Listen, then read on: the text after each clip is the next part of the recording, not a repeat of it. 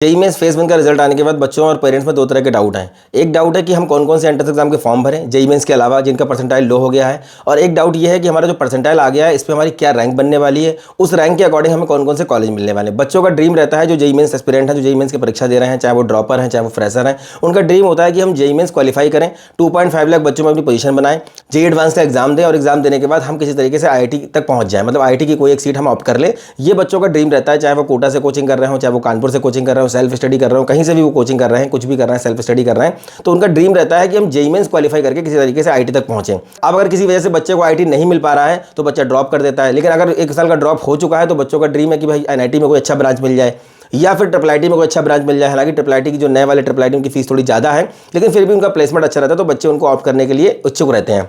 यहाँ पे एक और कैटेगरी कॉलेज की आती है, वो है जीएफटीआई। तो यहाँ पे आपका आईआईटी हो गया, एनआईटी हो गया, ट्रिपल आईटी हो गया, जीएफटीआई हो गया। बच्चों का ड्रीम रहता है कि 121 कॉलेज के लिए जिसके लिए जेईई मेंस का एग्जाम कंडक्ट हो रहा है, जोसा काउंसलिंग कंडक्ट करवाती है, और ये कॉलेज सारे आपको जोसा काउंसलिंग से मिलते हैं। तो यहाँ पे बच्चों का ड्रीम रहता है इनमें से कोई एक कॉलेज हमें मिल जाए जो अच्छे आपके जीएफटीआई हैं, 40 आपके जीएफटीआई हैं। इसके अलावा कौन कौन से एंट्रेंस एग्जाम के हम फॉर्म भरें। अब ये एंट्रेंस एग्जाम आपके बहुत सारे होते हैं। WBJEE का आपका देखिए फॉर्म निकल गया, MSCT है, इसके अलावा कॉमेट के है, इसके अलावा UGEE का एग्जाम हो रहा है, इसके अलावा आपका जो है SRM है, VIT है, प्राइवेट में बिटसेट है, और भी कई सारे आपके एंट्रेंस एग्जाम होते हैं। नाइजर के लिए आपका नेस्ट का एग्जाम होता है, उसके बाद आइजर एप्टीट्यूड टेस्ट होता है। तो रिसर्च के कोर्सेज की अब अगर बात करें तो वहाँ पे आपका नेस्ट का एग्जाम होता है, आईएसआई कोलकाता आपका मैथमेटिक्स में करवाता है, इसके अलावा आपका CMI चेन्नई है। आज की वीडियो में बात करने वाले हैं कि आपका जो IIT एप्टीट्यूड टेस्ट जो होता है, आइजर जो आपके 7 इस समय बने हुए हैं, 7 आइजर के लिए एग्जाम होता है आपका आइजर एप्टीट्यूड टेस्ट। तो जितने वैसे बच्चे हैं जो रिसर्च में थोड़ा बहुत इंटरेस्ट रखते हैं उनके लिए बहुत बेस्ट होने वाला है। और सबसे अच्छी चीज़ ये है कि यहाँ पे पढ़ने के लिए बहुत ज़्यादा फीस नहीं लगती है, और जो फीस आप दे रहे हैं यहाँ पे, उसके अलावा आपको लगभग 80,000 रुपये इंस्पायर स्कॉलरशिप की तरफ से आपको एक अमाउंट मिल जाता है, जो कि हर साल मिलता है जब तक आपका 5 साल का कोर्स चलेगा। स्पेसिफिक जो कोर्स है वो आपका BSMS 5 ईयर है, bachelor of science, master of science. इसके अलावा आइजर भोपाल के अंदर आपका bachelor of science 4 year courses भी चलते हैं।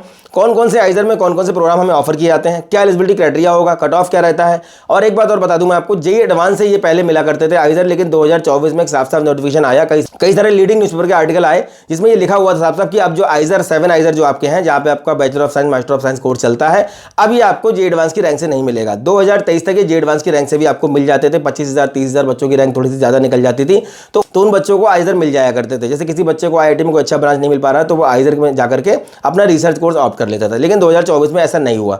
अब इसमें क्या क्या मोड ऑफ एडमिशन रहते हैं, फीस स्ट्रक्चर क्या रहता है। स्कॉलरशिप आपको 80,000 रुपये पर ईयर के हिसाब से आपको मिल जाती है। इंस्पायर स्कॉलरशिप आपको यहाँ पे बच्चों मिलती है, इसका अमाउंट आपका 80,000 रुपये पर ईयर के हिसाब से रहता है। 5,000 पर मंथ के हिसाब से आपका मिल जाता है, जो 60,000 होता है, और 20,000 मिलता है आपको समर इंटर्नशिप का। तो ये 80,000 आपका हो जाता है, 5 साल तक आपको ये अमाउंट मिलने वाला है। अगर कहाँ का बच्चों हमारे देखिए इस समय कोलकाता है, पुणे है, मोहाली है, तिरुपति है, तिरुवनंतपुरम है, बेरामपुर है, और आपका भोपाल है। तो ये हमारे इस समय आइजर है, कंडक्ट करवाता है जो आपका एग्जाम आइजर करवाते हैं। इसके अलावा एग्जाम जो मोड है वो CBT रहता है, कंप्यूटर बेस्ड एग्जाम होता है। मीडियम ऑफ पेपर की अगर बात करें तो ये आपका इंग्लिश हिंदी दोनों में रहता है। इसके अलावा टाइप ऑफ क्वेश्चन आपके MCQ रहते हैं। एक और यहाँ पे ड्रॉबैक है कि आपको चारों जो है सब्जेक्ट यहाँ पे अटेम्प्ट करने होते हैं, फिजिक्स, केमिस्ट्री, मैथ, बायोलॉजी। अब ड्यूरेशन आपका 3 आवर्स का यहाँ पे रहता है, 3 घंटे का। आइजर का मोड ऑफ एडमिशन देखिए देख लेते हैं क्या क्या रहता है। पहले जेईई एडवांस से मिल जाया करते थे, KVPY का अपना एग्जाम होता था, ये भी बंद कर दिया गया। अब इकलौता एक तरीका बचा है कि आप IIT का एग्जाम दें और एग्जाम को क्वालिफाई करने के बाद आप यहाँ तक पहुंचेंगे, रिसर्च कोर्सेज में आप जाएंगे, और रिसर्च कोर्सेज का फ्यूचर बहुत अच्छा होने वाला है। आने वाले समय में इंडिया के अंदर जो रिसर्च कोर्सेज होंगे इनका बहुत बड़ी मात्रा में जो है इजाफा होने वाला है। बहुत बड़ी मात्रा में यहाँ पे बच्चों को फंडिंग मिलने वाली है, बहुत बड़ी मात्रा में बच्चों को सपोर्ट मिलने वाला है। अभी भी आप देखते हैं यहाँ पे जितने भी रिसर्च के आपके इंस्टीट्यूट बने हुए हैं, यहाँ पे बच्चों को जितना आप फीस देते हैं, चाहे आप नाइजर की बात करें, चाहे आप centre of excellence basic science university Mumbai की बात करें, चाहे आप आइजर की बात करें, चाहे आप आईएसआई कोलकाता की बात करें, हर जगह पढ़ने का आपको एक अमाउंट मिल जाता है। और जितना आप फीस देते हैं उससे कहीं ज़्यादा गुना आपको वहाँ पे पढ़ने का पैसा गवर्नमेंट दे रही है। तो यहाँ पे देखिए और 2 इंस्टीट्यूट हैं जो कि आइजर एप्टीट्यूड टेस्ट के स्कोर को एक्सेप्ट करते हैं, इसकी रैंक को एक्सेप्ट करते हैं। इसमें आपका IISc बैंगलोर है, और बच्चों IIT मद्रास में bachelor of science medical science engineering चलता है यहाँ पे। तो BS medical science engineering course आपको मिल जाएगा IIT मद्रास में आइजर एप्टीट्यूड टेस्ट की रैंक से, और यहाँ पे आपका IISc बैंगलोर में ये आपका कोर्स चलता है। इसके अलावा देखते हैं कब कब हमारे आइजर स्टेबलाइज्ड हुए। आइजर भोपाल 2008, कोलकाता आपका 2006, आइजर पुणे 2006, आइजर बेरहामपुर आपका उड़ीसा में 2016, आइजर मोहाली 2007, आइजर तिरुपति 2015, और आइजर आपका तिरुवनंतपुरम 2008 में स्टेबलाइज्ड हुए हैं।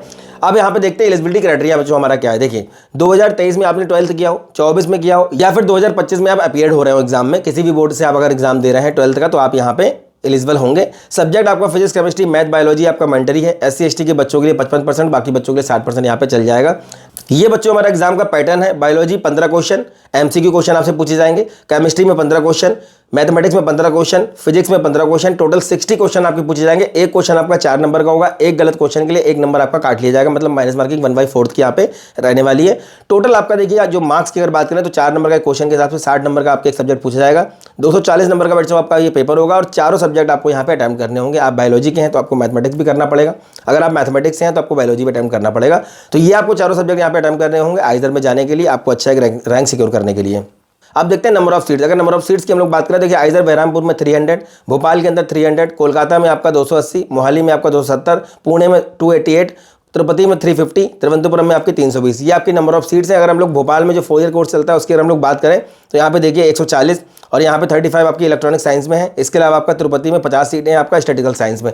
तो ये टोटल जाके बनती हैं 2333। ठीक है, आपकी नंबर ऑफ सीट्स हैं और इसके लिए लगभग हर साल 30 से 40 हज़ार बच्चा आपका एग्जाम में अटेम्प्ट करता है आइजर एप्टीट्यूड टेस्ट के एग्जाम में।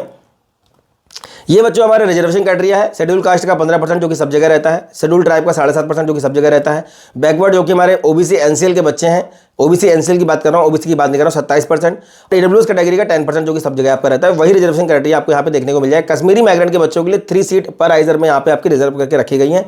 और इसके अलावा फिजिकल हैंडीकैप के जो बच्चे हैं उनका 40% से ऊपर का आपका होना चाहिए क्या सर्टिफिकेट, तो आपको 5% रिजर्वेशन यहाँ पे मिल जाएगा। अब देखते हैं कौन कौन से कोर्स हमें ये ऑफर करते हैं आइजर। अगर हम लोग पुणे की बात करें तो कि बायोलॉजी है, केमिस्ट्री है, अर्थ एंड क्लाइमेट साइंस है, मैथमेटिक्स है, डेटा साइंस है, फिजिक्स है। आइजर मोहाली की अगर बात करें, आइजर मोहाली की बात करें बायोलॉजिकल साइंस है, केमिकल है, मैथमेटिकल साइंस है, उसके अलावा आपका फिजिकल साइंस है। तो आइजर तिरुपति की बात करें बायोलॉजिकल साइंस है, फिजिकल साइंस है, उसके अलावा केमिकल साइंस है, मैथमेटिकल साइंस है। भोपाल के अंदर देखिए बायोलॉजिकल साइंस है, केमिकल साइंस है, जियोलॉजिकल है, मैथमेटिकल है, फिजिकल साइंस है। इसके अलावा आपका तिरुवनंतपुरम में देखिए बायोलॉजिकल है, केमिकल है, डेटा साइंस है, मैथमेटिकल है, उसके बाद फिजिकल है। देन आपका कोलकाता में देखिए बायोलॉजिकल साइंस है, केमिकल है, जियोलॉजिकल है, मैथमेटिकल साइंस और फिजिकल साइंस। ये बच्चों प्रोग्राम आइजर हमें ऑफर करते हैं। अब देखते हैं बच्चों कट ऑफ क्या रहता है। 240 नंबर का बच्चों जो आपका पेपर हो रहा है इसमें हमें कितने मार्क्स लाने होंगे और क्या रैंक पे हमको आइजर ये मिल जाते हैं। देखिए बैंगलोर की अगर हम लोग बात करें, आईसी बैंगलोर जो कि आपको जेईई मेंस की रैंक से मिल जाता है, एडवांस की रैंक से मिल जाता है, नीट की रैंक से मिल जाता है, ओलंपियाड से मिल जाता है, केयूपीआई से मिल जाता है, तब बंद हो गया एग्जाम। तो कई सारे mode of admission IC Bangalore में जाने के लिए हैं। और अगर हम लोग बात करें पीजी कोर्सेज की तो इसका अच्छा खासा क्रेज पीजी में भी देखने को मिल जाता है। बच्चे एमटेक एमएस करने के लिए बहुत ज़्यादा इसमें इंटरेस्टेड रहते हैं। इवन आईटी बॉम्बे मद्रास में जो बच्चे कर रहे हैं बीटेक वगैरह, वो भी गेट का एग्जाम दे करके आईसी बैंगलोर जाना चाहते हैं रिसर्च के लिए, क्योंकि बहुत ज़बरदस्त कॉलेज है अपने आप में। प्लेसमेंट वगैरह कोई चिंता नहीं है, 80-80 90-90 लाख के पैकेज तो ऐसे बच्चों को मिल जाते हैं वहाँ पे। तो 1 से 20 के बीच में आपका जो एक्सपेक्टेड क्लोजिंग रैंक देखिए यहाँ पे आपका दिखा रहा है 200 प्लस नंबर आपको यहाँ पे चाहिए होंगे। आईटी मद्रास की बात करते हैं 10 to 35 के बीच में आपका रैंक। अब ये अलग अलग प्रोग्राम के लिए अलग अलग रहता है, सब में देखिए दिया हुआ, जैसे मोहाली में 100 से 2229 ये रैंक आपका होना चाहिए। अब यहाँ पे अलग अलग प्रोग्राम के लिए अलग कट ऑफ रहता है और नंबर आपको चाहिए वो 170 प्लस। तिरुपति की बात करें 300 से 3470 के बीच में आपका रैंक होना चाहिए, 160 प्लस मार्क्स आपको चाहिए होंगे।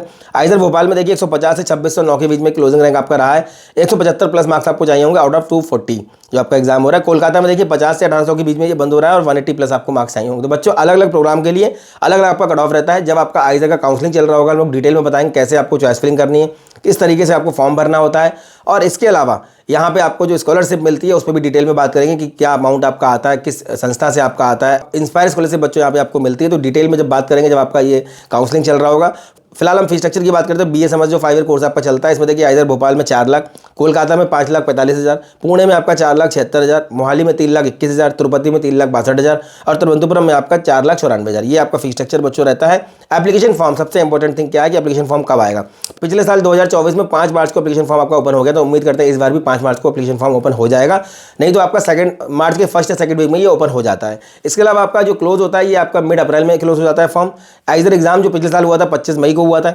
इसके अलावा फीस की अगर हम लोग बात करें जनरल ईडब्ल्यूएस ओबीसी के लिए 2000 और एससी एसटी के लिए 1000। इसके अलावा जो हमारे अब्रॉड के बच्चे जो फॉरेन के बच्चे अप्लाई करते हैं इस एग्जाम के लिए उनकी फीस 12,000 रुपये यहाँ पे रहेगी। तो ये रहा बच्चों हमारा आइजर एप्टीट्यूड टेस्ट का ओवरव्यू। जितने भी ऐसे बच्चे हैं जो ये सोच रहे हैं कि कौन कौन से एंट्रेंस एग्जाम के फॉर्म भरने हैं, तो बहुत सारे आपको फॉर्म नहीं भर रहे हैं। बहुत सारे पेरेंट्स हमारे पास ऐसे काउंसलिंग के रिगार्डिंग आते हैं, ऑफिस विजिट करते हैं, फोन पे बात करते हैं, मैं देखता हूँ 25-25, 30-30 हज़ार के उन्होंने फॉर्म भर दिए। ज़्यादा फॉर्म आपको नहीं भरने, इससे जो है डिस्टर्ब आप ही होंगे, बच्चा ही डिस्टर्ब होगा इससे। आपको होता क्या ना, बहुत सारे फॉर्म भरेगा तो बहुत सारे एग्जाम में दिमाग लगाना पड़ेगा।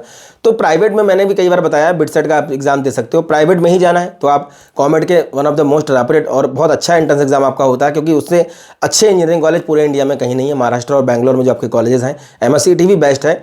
इसके अलावा आपका जो है गवर्नमेंट WJ की डेट आपकी निकल चुकी है और आपके जो एग्जाम्स होते हैं जैसे आपका एमएससीटी से भी आपको कॉलेज मिल जाते हैं। जेई मीन्स में बच्चों अगर आप अच्छा परफॉर्म कर लेते हैं, अच्छे का मतलब क्या रहता है ये भी हम किसी वीडियो में बात करेंगे डिटेल में कि भाई कितना रैंक लाने पे, कितनी परसेंटाइल पे कौन कौन सी काउंसलिंग में आप बैठ सकते हैं, कौन कौन से कॉलेज आपको मिल सकते हैं। ये सारी चीज़ें हम लोग आने वाले वीडियो में बात कर रहे होंगे। फिलहाल उम्मीद करते हैं हमारी दी गई जानकारी आपकी काम आती होगी। नेक्स्ट वीडियो में मिलेंगे अच्छे टॉपिक के साथ। तब तक धन्यवाद। Thank you very much.